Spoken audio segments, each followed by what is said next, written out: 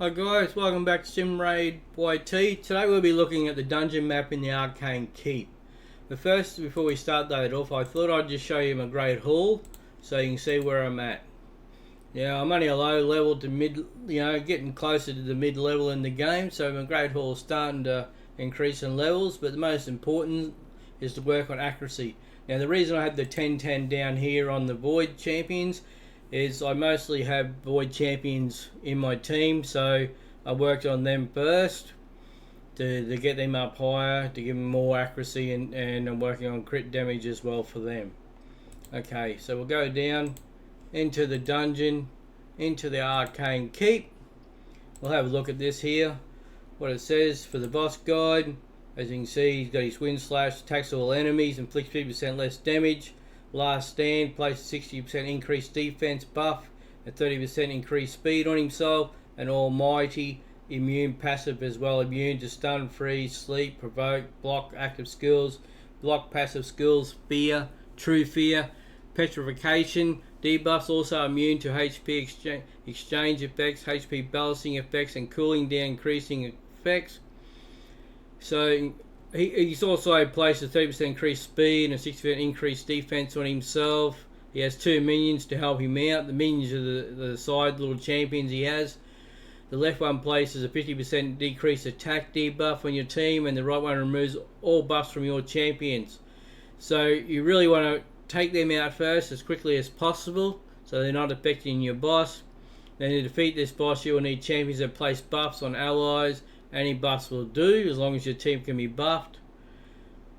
So we'll have a look what champions I'm going to use here. We'll go back into the champion section. So I'm going to have Mother Cybele really to start off because she has an additional 24% speed for the team. So that gives extra speed. The idea of the speed is to make it so you can take more turns and have your turns before the enemy does, so you got more chance of killing them before you take damage yourself or dying. So I set up as much speed as possible. I have 247 speed on her, accuracy of 184. Now with accuracy it works by, if you work on yourself about 10 accuracy per level, it gives you a good chance of still getting your skills away. So like if you had level 10, you'd want 100 as accuracy. Level 20, 200 accuracy, or pretty close to it. Now, Mother Cybele's here for her Soul Shepherd. Places a revive on death buff, 60% increased defense buff on allies for 2 turns. So if you have champions who die, she can bring them back. That's the idea of bringing her in the team with her additional speed and her uncanny transfer.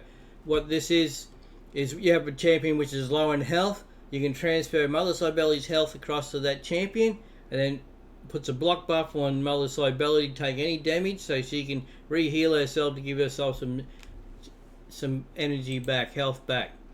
The masteries, we won't go too much into it, but as you can see, this is how I set up in offense and defense here. Next champion will be Solus. Now Solus, I've set him up as a nuker. So you can see here is his masteries, he has to do a lot of damage and a bit of defense for himself. I can go in and show you all these step by step, but you're able to look in your own section as to what each one of these is by just highlighting over them, and you can see what I've chosen. His skills, it's just so much, it's power just to do damage. Now I have him blocked, he's booked out as well to give him the additional damage and the buff chances. His artifacts, as you can see, I've got him on crit damage 156. Over time, as I still keep getting better and better gear, you just swap over, put different gear until you're at the stage where you have your sets, and then you can set them in what sets you want to run them in. Accuracy, I have him at 200, so he should be pretty good to level 20. With speed, we've got quite a bit of speed on him to take turns, so he's at 180, 191 in speed. What other champion we're going to use here? Well, we're going to use Ghostborn because she has skills of attacks all enemies, has a 75% chance of placing a 60% decreased defense buff for 2 turns. This debuff cannot be resisted, so that means automatically whatever happens, it will work on those champions, which then helps with my nukers to give them extra damage because they got the defense buff on there. and increasing the attack on your own champions.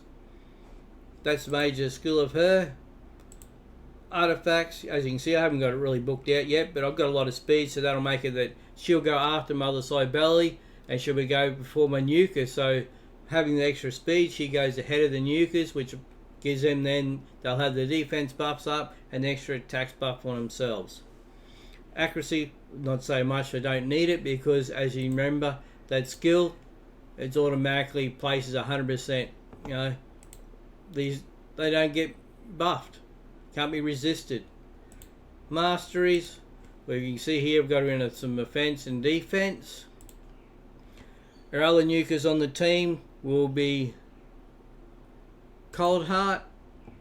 Here's her masteries in offense and a bit of support for herself. You know, this just gives the extra accuracy through these ones here. The skills is just really about this Heart Seeker, and it'll turn the turn meter of the other champions back to decreases back to 0 each time to make it they don't take their turns. But this is all it's for, is damage. Artifacts, you can see here I've got a bit of speed on it, which will make it still. She'll come in after Ghostborn, so she'll have those boosts on her and the defense on the enemy as well down. I've got her in 184 crit damage, so she'll do a lot of damage, and her accuracy is very high, so she'll have no problems at all with her skills to get those skills away. Our other champion will be Raw Guard, another nuker. So I have 3 nukers in the team, you know, just to do the damage as fast as possible. He has only 154 damage, so over time, you know, increase the damage, gives you more damage when he's attacking. Accuracy at 219, so he'll be fine to do the level 20. And then a speed of 170, 181. But yeah, it's just all about the skills. The takedown, that's his damage. Put the books on, it gives you additional damage, and it increases it according to enemy max HP. His masteries are the same. Put him in offense. You know, offense gives you the extra for your attack, and then support to help himself with a bit of accuracy. And I think that was it. 1, 2, 3. Yeah, that was it for the champions. So yeah, that's where we're at. We'll be doing the Arcane Keep. Okay, stage 2 of the Arcane Keep will get underway. Now, these are pretty quick fights, you know, it's only as we get into higher levels it'll start taking a bit more time.